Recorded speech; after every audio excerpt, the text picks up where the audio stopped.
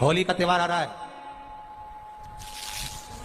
उस फागुन के त्योहार में मेरा देवादिदेव महादेव माता पार्वती के साथ होली खेलता है, मेरा कृष्ण कन्हैया राधा रानी के साथ होली खेलता है। आप भी अपने इष्ट मित्रों के साथ होली खेलिए और दिल से खेलिए। तो कभी मौका लगे तो एक बार महादेव की होली खेलने के लिए आप सीहोर कभी मौका लगे, तुम ब्रज की होली तो बहुत खेले होगे, एक बार महादेव की होली खेलने सीहोर आओ। हमारा कुबेरेश्वर बाबा भी होली खेलता है, ऐसा रंग में रंगता है कि वो फिर रंग कभी छूटता ही नहीं। एक ही दिन करते हैं वहां बस एक तो कभी तो अपने स्वभाव को नहीं बदलना। हम भी उसमें रहते हैं, पूरी होली में आपके साथ में गुलाल खेलने हम भी सामने तुम्हारे साथ साथ चलते, क्योंकि हम 5 महादेव के साथ होली खेलने के लिए उस दिन निकलते हैं। 5 महादेव, उस दिन हमारा नियम रहता है 5 महादेव के मंदिर जाना है, उनके साथ रंग खेलकर आना। 5 महादेव के साथ जो रंग खेला वो जिंदगी में पंचम इंद्री हो, चाहे वो कर्म इंद्री हो, चाहे वो ज्ञान इंद्री हो, चाहे वो मन रूपी इंद्री हो, ये सब भगवान के रंग में रंगी रहे। इसलिए हम 5 महादेव के साथ होली खेलने के लिए उस दिन निकलते हैं। कभी आपको मौका लगे तो आप अंदाजा लगाना, जो सीहोर के आसपास के हो या आसपास रहते हो, और छुट्टी मिल जाए तुम्हें होली के समय पर, तो उस समय पर स्मरण करना। जिस दिन होली जलती उस दिन नहीं, उसके दूसरे दिन भी नहीं, उसके तीसरे दिन शिव तत्व सुबह हम जल्दी उस समय 9 बजे होली खेलने के लिए बाबा के साथ निकल गए। शिव तत्व अहम से, अहंकार से दूर हो जाओ।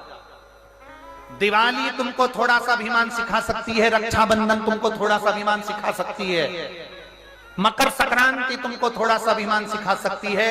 कई माताएं मकर संक्रांति पर सामान बांटती है, कोई कहेगी मैंने चलनी बांटी, कोई कहे मैं बाल्टी बांटी, कोई कहे मैं डब्बा बांटी, मैंने तो ये बांटा, मैंने तो थोड़ा सा अहंकार सिखा सकती है मकर संक्रांति भी। रक्षाबंधन भी तुमको अहंकार सिखा सकती है, मैंने तो देखो चांदी की राखी बांधी, मैंने सोने की राखी बांधी, मेरे बहन ने साड़ी दी, मेरे भाई ने ये दिया, मेरे भाई ने, वो भी अहंकार सिखा सकती है। दीपावली भी अहंकार सिखा सकती है कि मेरे पर्दे इतने के लगाए, सोफा सेट इतने का लिया, बेड शीट इतने के लिए, मैंने घर में रंगोली ऐसी डाली, मैंने गुजिया पपड़िया ऐसा बनाया, वो भी अहंकार सिखा सकती है। सारे त्योहार अभिमान सिखा सकते हैं, केवल एक होली ऐसी होती है जो अहंकार से विहीन सिखा सकती है। मालूम नहीं पड़ता व्यक्ति की शान क्या, सत्ता क्या, शोहरत क्या, कौन हो तुम, वो रंग में डूबे हुए हो। बस शिव तत्व वही कहता है, इस महादेव के रंग में एक बार अगर डूब गए तो फिर तुम उस रंग में रंगने के बाद दूसरा रंग तुम पर चढ़ता नहीं। दुनिया के लोगों ने कहानी गलत गढ़ दी, पूरी कहानी गलत बताई। अगर दुनिया के लोग सही कहानी बताते तो भतीजा और बुआ का संबंध खराब नहीं होता। कहानी गलत थी ना। लोगों ने कहा, हिरण्यकशिपु ने अपनी बहन से कहा, बहन तू अपने भतीजे को गोदी में रखकर बैठ जा और चादर ओढ़कर बैठ जाना, तू बच जाएगी, तेरा भतीजा जल जाएगा। तो बुआ भतीजे को जलाने के लिए गोदी में लेकर बैठी। बोलो सही है कि गलत है? लोगों ने कहानी गलत बताई। होली का लोगों ने कहा उसने अपने भतीजे को जलाया। पहले तो होलिका का नाम तो निकालो कि होलिका का नाम क्या है। कथा वालों ने कह दिया हिरण्यकशिपु की बहन थी होलिका, वो अपने भतीजी प्रहलाद को गोदी में लेकर बैठ गई। वो प्रहलाद को हाथी के पांव के नीचे डाला, खोलते तेल में डाला, अग्नि में डाला, इसमें डाला, उसमें डाला, नहीं मरा। आखिरी में अपनी बहन से कहा होलिका तो अपने भतीजे को गोदी में लेकर बैठ जा। पहले उस होलिका का असली नाम तो लाओ, जिस होलिका का नाम विष्णु पुराण में डूंडा लिखा है। क्या नाम लिखा है? डूंडा। होलिका का असली नाम लिखा है विष्णु पुराण में डूंडा। इसलिए आज भी होली में लकड़ी नहीं जलाई जाती, मोटे मोटे ढूंढ जलाए जाते हैं, क्योंकि उसका नाम डूंडा है। और डूंडा बैठी अग्नि में, भतीजे को गोदी में लेकर बैठ गई। उसके पास में एक ब्रह्मा जी की चादर थी, जिसको ओढ़ कर बैठ जाती थी तो आगी में जल नहीं सकती थी। डूंडा ने देखा चारों तरफ से आगी लग गई, मेरा भतीजा जल जाएगा। तो बुआ को लगा मेरा भतीजा जल जाएगा। बुआ वो होती है जो दुआ देती है, बुआ कभी बद्दुआ नहीं देती है। और डूंडा ने अपनी चादर को उतारा, आगी चारों तरफ से लग गई। बुआ को लगा मेरा भतीजा जल जाएगा, तो अपनी चादर उतार कर अपने भतीजे पे डाल दी और बुआ खुद जल गई, पर अपने भतीजे को नहीं जलने दिया। ये कथा है, पर लोगों ने उसको पूरी पलट दिया, पूरा पलट दिया। बुआ कब जलाई अपने भतीजे को? आप में से इतनी सारी बुआ बैठी हैं, कभी अपने भतीजे को अपशब्द कहा? कभी अपने भतीजे को श्राप दिया? कभी अपने भतीजे को बद्दुआ दी? नहीं। जब भी बोलती हो मेरा भतीजा खूब फले फूले, भगवान कृपा करे मेरे भाई जैसा नाम कमाए, मेरा भैया कितना नाम कमाता वैसा मेरा भतीजा नाम कमाए, तो भतीजे को चाहिए जब बुआ घर में आए तो अपने मम्मी पापा से कहना, पापा मम्मी 2 साड़ी देना, क्योंकि अब मेरी नौकरी लग गई है, मैं कमाने लगा हूं, मैं कमा रहा हूं, इसलिए मम्मी एक काम करना, 1 साड़ी पापा देंगे अपनी बहन को और 1 मैं दूंगा अपनी बुआ को। तो मम्मी कहेगी तू अपनी बहन को देना, बुआ को क्यों दे रहा है? तो कह देना अगर आज मैं दूंगा तो उसके भी भतीजे उसको देंगे। ये हमारे यहां क्रम चालू होना चाहिए। होली में मोटे मोटे डूंड जलाए जाते हैं। डूंडा की राख तैयार होती है, उसका कालापन जो तैयार होता है उसको उठाकर ले आए और कपड़े में उसको छान कर राख तैयार कर 3-4 बार छानने के बाद उस भस्म को 12 बजे से 1 बजे के बीच में शिव जी को समर्पित कर देता है और उस भस्म को उठाकर उसमें घी मिलाकर मस्तक पर तिलक लगाकर चले जाता है। वो जिंदगी में कभी हार नहीं सकता, विजय ही पाकर आता है, उसकी कभी हार नहीं हो सकता।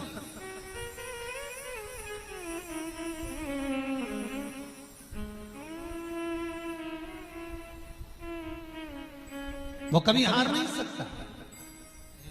शिव महापुराण की कथा कहती है वो भस्म विजयता को प्रदान करती है। आपको किसी से नहीं कहना, किसी के हाथ नहीं जोड़ना, केवल वो भस्म का तिलक लगाकर जिससे आपका काम निकालना है उसके सामने पहुंच जाए, आपको सुख का अनुभव हो जाए, कार्य सिद्ध।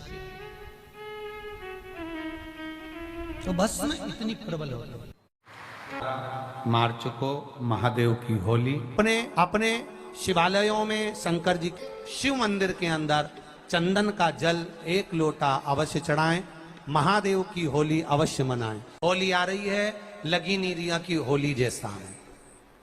दिवाली आती है तो लगता ही नहीं कि दिवाली जैसा है, राखी आती तो लगता ही नहीं राखी जैसा है। सारे त्योहार फीके हो गए गुरुजी। हमने कहा त्योहार फीके नहीं हुए, त्योहार का कलर फीका नहीं हुआ, त्योहार का रंग फीका नहीं हुआ है, बस त्योहार वही है, गुलाल वही है, मिठाई वही है, गुजिया पपड़िया वही है, खुरमे चकरी वही है, पपड़िया वही है, गुजिया वही है, इंसान वही है।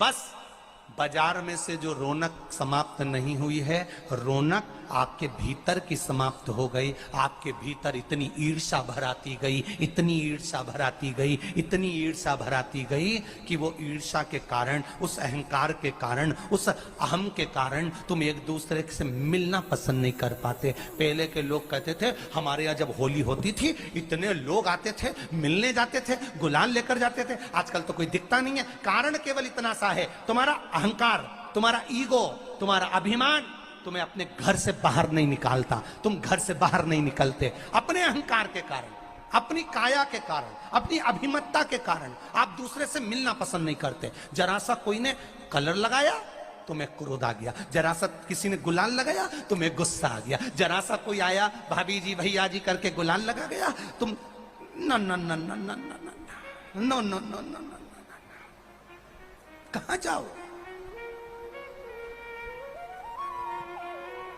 इतने वीआईपी हो गए, इतने वीआईपी हो गए, इतने वीआईपी हो गए कि अपने त्योहारों से भी दूर हो गए। मेरा निवेदन है, होली का त्योहार आ रहा है,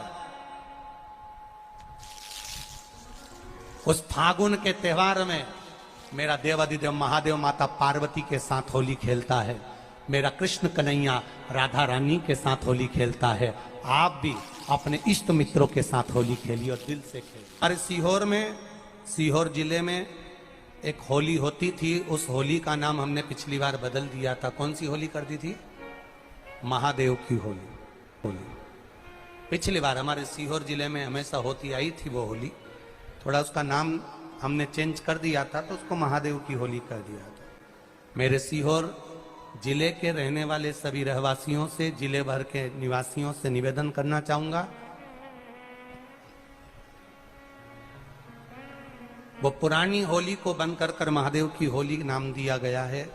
शिव मंदिर में जाना है, चंदन का जल शिव जी को 1 लोटा चढ़ाना, एक बात अपनी जिंदगी में उतार कर रखो, शंकर भगवान को घी का दिया भी लगाओ तो तुम्हारे घर में जो असली घी हो, थोड़ा सा भले एक पत्ती लगाओ, भले इतनी सी बत्ती जलाओ, पर असली घी की जलाओ। शिव जी को अगर चंदन भी लगा रहे हो तो असली लगाओ। शंकर भगवान को चावल भी चढ़ा रहे हो तो असली चढ़ाओ। शंकर भगवान को अगर अष्टगंध भी चढ़ा रहे हो तो असली चढ़ाओ। केमिकल का कोई चीज मेरे महादेव को मत चढ़ाओ जिससे भगवान शिव की मूर्ति नष्ट हो। ऐसी कोई चीज मेरे महादेव को ना चढ़ाओ। अगर शंकर भगवान के साथ आप होली खेल रहे हो तो चंदन का पानी शंकर भगवान को चढ़ाइए, अष्टगंध का जल भगवान शिव को चढ़ाइए। तो करो तैयारी, आ रहा है त्रिपुंडधारी महादेव की होली। बड़े आनंद के साथ मेरा निवेदन, अपने शिवालयों में, शंकर जी के मंदिरों में, सीहोर जिले के प्रत्येक शिव मंदिर के अंदर चंदन का जल 1 लोटा अवश्य चढ़ाएं। महादेव की होली अवश्य मनाएं और भाव के साथ 5 मंदिर हम भी जाएंगे। कोई जुलूस नहीं, कोई क्रम नहीं, बस बाबा को आराम से जल चढ़ाना ही एक नियम है और बाबा को जल चढ़ाएंगे। आप सब बड़े आनंद के साथ महादेव की होली का स्मरण करिए। महादेव की होली के दिन बेलपत्री की जड़ के नीचे जाकर प्रयास करा करो कि लाल चंदन का जल, लाल चंदन को घिसकर कलश में उस चंदन को डालकर जल भरकर उसको बेलपत्री की जड़ के नीचे सींचन करने का प्रयास करा करो। है कि धीरे धीरे कर कर वो दुख समाप्त होगा, वो दुख कटेगा ही। एक बहुत ध्यान देने वाली बात है कि अगर मान लो कि कहीं पैसा अटक गया है, नहीं आ रहा है, बहुत अथक प्रयास कर लिया, चंदन का जो जल होता है ये व्यक्ति के जीवन में जो धन कहीं रुक गया, अटक गया, नहीं दे रहा, बेलपत्री के वृक्ष के नीचे, जड़ के नीचे सींचन करने से वो प्राप्त होता है। अथर्ववेद में वर्णन किया गया कि पीपल के वृक्ष की जो जड़ होती है, बेलपत्री के वृक्ष की जो जड़ होती है और आंवले के वृक्ष की जो जड़ होती है, इसके नीचे स्वर्ग का निवास होता है। किसका निवास है? स्वर्ग का निवास। जहां पर ये वृक्ष होता है और उस वृक्ष के नीचे बैठकर हम जब किस जल का सींचन कर रहे हैं, जैसे अभी आपको कहा था कि जल में अगर लाल चंदन मिला हो और आप बेलपत्री के जड़ में सींचन कर रहे हैं तो लक्ष्मी की आवक बढ़ेगी। कहीं पैसा अपना अटक गया, नहीं आ रहा, आएगा। पीपल की जड़ में इत्र का जल, पीपल की जो जड़ होती है उसमें इत्र का पानी, थोड़ा सा जल, उसमें थोड़ा सा इत्र का भाग हो महाराज, और आप भगवान पीपल देव, पिपलेश्वर महादेव का स्मरण कर कर पीपल की जड़ में अगर जल चढ़ा रहे हैं और मान लो शरीर में कोई कष्ट हो गया है, शरीर में कोई रोग हो गया है, कोई मालूम पड़े ये हाथ 4 दिन से दुख रहा है या 4 दिन से ये नस दब गई है या ये कमर दब रही है, तो आप 2-4 दिन कर देखो। कलश के अंदर जल, जल में इत्र का थोड़ा सा भाग, पीपल की जड़ के नीचे आप उसका सींचन करिए पिपलेश्वर महादेव के नाम से। उस जल को थोड़ा सा भाग लेकर आ जाओ उसी में से जो चढ़ाया है, और उस स्थान पर जहां कष्ट है उसको लगाना प्रारंभ करिए। 2 दिन 3 दिन कर देखो। प्रैक्टिकल करने में क्या जाता है? सीवर वाला महाराज झूठ बोल रहा हो तो कभी कभी अगर ऐसा लगे जीवन में कि दुख बहुत ज्यादा आ गया है, बहुत तकलीफ आ गई है, तो लाल चंदन को घिसकर उस लाल चंदन का लेपन भगवान शंकर पर कर कर फिर पानी चढ़ाओ। अगर कोई संकट भारी है और निकट रहा, जैसे किसी नारी का गर्भ नहीं ठहर रहा, 15 साल हो गए, 20 साल हो गए, 25 साल, जैसे इसने लिखा एक माता ने कि 18 साल की बेटी हो गई थी पर संतान में पुत्र नहीं, तो उसने भाव से कथा सुनी। ऐसे आपके भीतर अगर 20 साल हो गए, 25 साल हो गए, 30 साल हो गए, संतान का सुख ही नहीं है, लाल चंदन का लेपन बाबा भोलेनाथ पर करना प्रारंभ करो। पीठिका पर लाल चंदन का लेपन करना प्रारंभ करो। लाल चंदन से बाबा का श्रृंगार करना प्रारंभ करो। एक बेलपत्री पर लाल चंदन, दोनों पत्ती नीचे वाली, जो नीचे की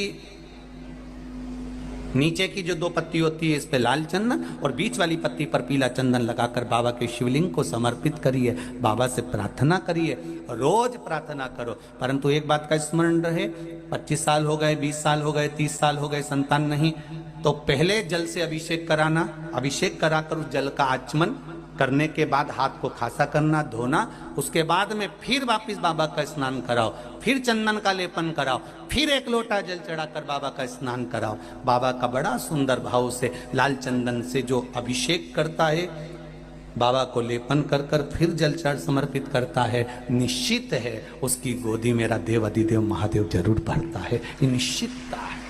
हम तो बेटियों से भी कहते हैं, जिसका विवाह नहीं हो रहा हो, 25 साल, 30 साल, 27 साल, 28 साल, 32 साल, 40 साल हो गए हो, नहीं हो रहा हो बेटा बेटी का विवाह, उसे लाल चंदन का प्रयोग अशोक सुंदरी वाली जगह पर 7 बिंदी लाल चंदन की लगाकर 7 बेलपत्र 7 बिंदी पर रखिए और महाराज अपनी कामना कर कर भगवान से आइए, बाबा देगा, करेगा, 3-4 महीने में विवाह पक्का करेगा। ये लाल चंदन की महत्वता है शिव तत्व। रोग बढ़ गया, बेलपत्री के वृक्ष के नीचे दीप लगाना प्रारंभ करो, बाबा से विनती कर कर घी का दिया लगाइए बेलपत्र वृक्ष के नीचे, बाबा से निवेदन करिए, रोग निवारण